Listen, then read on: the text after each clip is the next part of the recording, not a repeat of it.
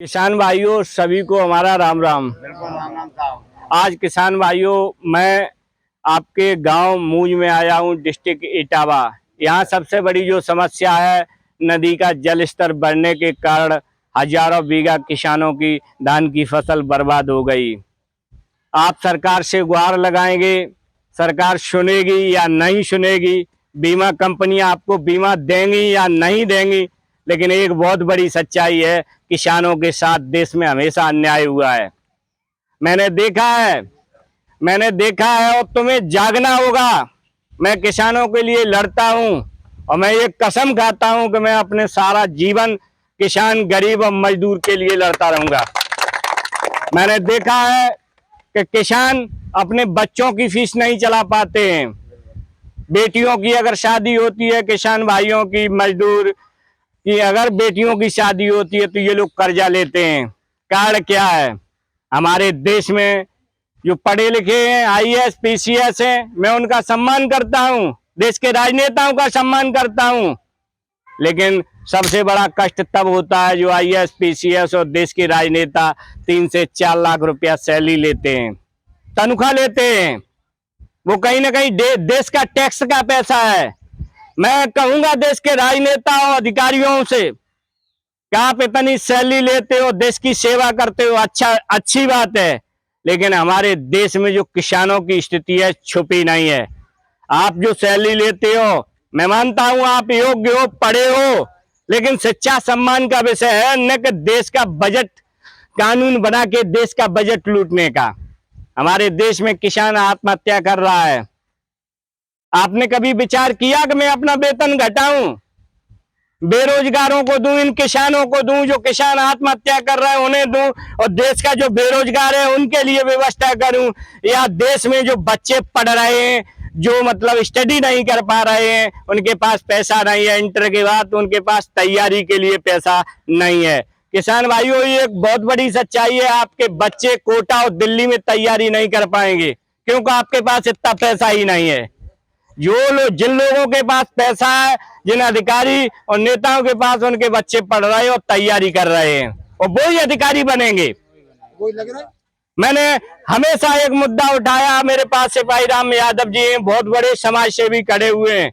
मैंने कहा कि देश में समान शिक्षा की नीति लेके आओ, चाहे वो आईएएस अधिकारी का बच्चा हो, चाहे राजनेता का बच्चा हो, चाहे किसान का बच्चा हो, चाहे मजदूर का बच्चा हो, जब एक टेबल पे बैठ के पढ़ेगा तभी हमारा देश आगे बढ़ेगा।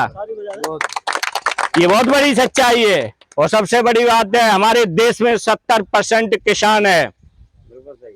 मैं अभी परसों राकेश टिकैत जी के साथ था करेल में, मैंने किसान नेताओं से बात रखी। मैंने किसान नेताओं से कहा कि देश में 70 से 77% किसान है, खेती करता है, देश का अन्नदाता, पूरे देश को खाना देता है, अनाज देता है।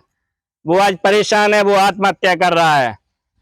मैं एक किसान भाइयों आपसे पूछता हूं, भारत के संविधान से पूछता हूं, भारत सरकार से पूछता हूं, सरकारी जो वेतनभोगी हैं, जो सरकारी सैलरियां ले रहे हैं, सरकारी कर्मचारी हो या नेता हो, उन्हें 7वां वेतन, 6वां वेतन, 7वां वेतन, महंगाई भत्ता, टीए ये व्यवस्थाएं हैं। अगर महंगाई एक साल में एक बार या 2 बार उन्हें महंगाई भत्ता दी जाती है। मैं देश के बुद्धिजीवी लोग हैं उनसे ये पूछता हूं, क्या सरकारी वेतन भोगी के लिए ही महंगाई देश में बढ़ती है? क्या किसान, गरीब, मजदूर के लिए कोई देश में महंगाई नहीं बढ़ती है? कैसा आप कानून बनाए हो? कैसे देश चलेगा? कहीं ना कहीं आप बुद्धिजीवी हो, मैं मानता हूं आप पढ़े हो, लेकिन हमारे इन किसानों को दबाया नहीं जा सकता है। और ये बहुत बड़ी सच्चाई है। जिस दिन देश का किसान जाग जाएगा तो आपसे इम्तिहान लेगा, आप शासन और सिंहासनों पर नहीं रहेंगे। मैंने देखा है किसान आत्महत्या करते हैं, किसानों की बेटियों की जब शादी होती है तो कर्जा लेते हैं। आप कैसे दिमाग से पैसा को लूटते हो मुझे मालूम है। भ्रष्टाचार के विषय में किसान भाइयों किसी भी क्लास में शिक्षा नहीं दी जाती है, क्लासों में नहीं पढ़ाया जाता है। आप जिन्हें साहब बोलते हैं, वो साहब कितने करप्शन में लिप्त हैं, अगर उनकी सच्चाई तुम्हें पता चल जाएगी तो तुम कहोगे कि ये साहब नहीं है। जो भ्रष्ट अधिकारी हैं वो हमारे देश के लिए नासूर हैं।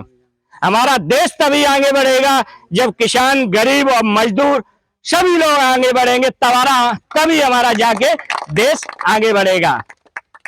आज हम दुखी हैं। आज मैंने देखा कि सनैया नदी के चलते इटावा में हजारों 2-4 हजार बीघा किसानों की फसल बर्बाद हो गई है। किसान रो रहे हैं। मैं न्यूज चैनल, सोशल मीडिया के हिसाब से किसानों की आवाज उठाता रहता हूं, लेकिन मैं ये भी संकल्प लेता हूं, जब तक मेरा जीवन है किसानों के हित में लड़ता रहूंगा। मैं गया था अभी कोटा, राजस्थान, जहां बड़े बड़े कोचिंग सेंटर हैं, तो मैंने वहां सर्वे किया तो मुझे किसान, गरीब और मजदूर के बच्चे वहां पढ़ते नहीं मिले। क्योंकि उनके पास पैसा नहीं है। आपके पास 4 या 5 लाख रुपया नहीं है जो आप उन बच्चों को अपने को पढ़ा सको। मैं समान शिक्षा की बात क्यों करता हूं? क्योंकि अधिकारी का बच्चा ही अधिकारी बनेगा। तुम्हारे पास पैसा नहीं जो तुम आप अपने बच्चे को पढ़ा लो। कुछ तुच्छ लोग जो देश में बैठे हुए दिमाग चलाना जानते हैं, वो तुम्हारी बुद्धि को डाइवर्ट करते रहेंगे। तुम जागो, अपनी ताकत को बढ़ाओ, और सबसे पहले एक बात ध्यान में रखना, हमेशा राष्ट्र हित में काम करना, देश के लिए, राष्ट्र एवं समाज हित में लड़ते रहना। ये मत सोचो हम गरीब हैं, ये मत सोचो कि हमारे पास कुछ नहीं है। तुम देश की सबसे बड़ी ताकत हो, 70% से ज्यादा लोग हो तुम, लेकिन तुम अपनी ताकत को नहीं पहचानते हो। चाहे भारत सरकार की बात हो या राज्य सरकार की बात है, चुनने की बात होती है तो आप ही लोग चुनते हो। और मैं आपसे, समस्त देश के किसानों से अपील करूंगा, आपकी जो राजनीतिक पार्टियां, जो सरकारें आपके विषय में, आपके हित में कानून बनाए, उसी का आप साथ दो। मैं नहीं कहता हूं तुम जातियों पे बंटो।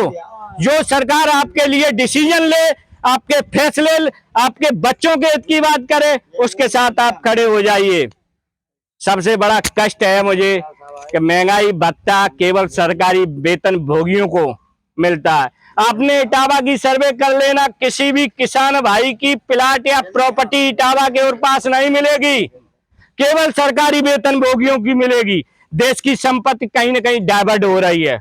और मैं देशवासियों को एक अपील करता हूं, ये भ्रष्ट जो कर्मचारी और अधिकारी जो है, वो कहते हैं कि हम सुरक्षा व्यवस्था या जो भी शासन को देख रहे हैं। मैं करता हूं, मैं उत्तर प्रदेश सरकार और भारत सरकार से कहता हूं कि आप एक लोकसभा या विधानसभा में ऑर्डिनेंस पास करें, एक विधेयक पास करें कि केवल देश का बेरोजगार इनसे आधे वेतन में देश की व्यवस्था को संभाल देगा। किसान भाइयों के बच्चे पूरे देश की व्यवस्था संभालने को तैयार हैं और इनसे कम वेतन में तैयार हैं। केवल आप मौका दो, भ्रष्टाचार भी नहीं करेंगे। मैं सिपाही राम यादव, जिन्होंने समाज की जीवन भर सेवा करी, ऐसे लोगों के सामने मैं ये बात कह रहा हूं। देश के किसानों के बच्चे, मजदूरों के बच्चे देश की पूरी व्यवस्था संभाल देंगे और करप्शन भी नहीं करेंगे। बहुत बहुत धन्यवाद। इसी के साथ मैं समस्त देशवासियों से यही कहूंगा कि आप किसान भाइयों का साथ दें। बहुत बहुत धन्यवाद। इसी के साथ मैं कपिल यादव, MBM न्यूज़ 24, मूज, इटावा, उत्तर प्रदेश।